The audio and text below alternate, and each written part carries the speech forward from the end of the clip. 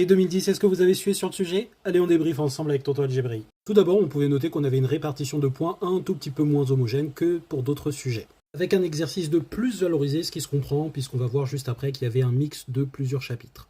On commence avec un premier exercice sur 20 points sur les probabilités. Eh bien franchement, j'ai bien aimé cet exercice. On commence avec des questions très classiques, mais les deux dernières questions étaient quand même assez intéressantes. On était plus sur de la réflexion sans que ce soit excessivement difficile. Exercice 2 avec un joli mix de tonton Pythagore, de trigonométrie, de statistiques et de calcul de vitesse dans la partie B.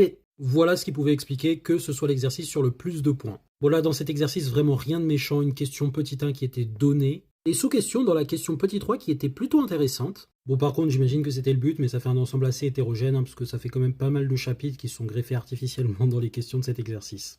Un exercice 3 avec des QCM, une seule réponse et pas de justification.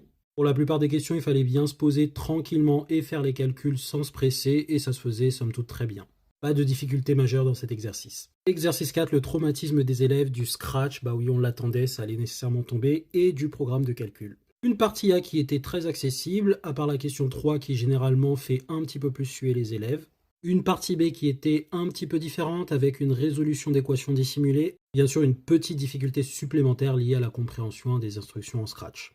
Et enfin un exercice 5 assez classique sur les fonctions affines et linéaires. On fait l'application archi-classique de comparaison de formules, les formules qui sont représentées justement par deux types de fonctions.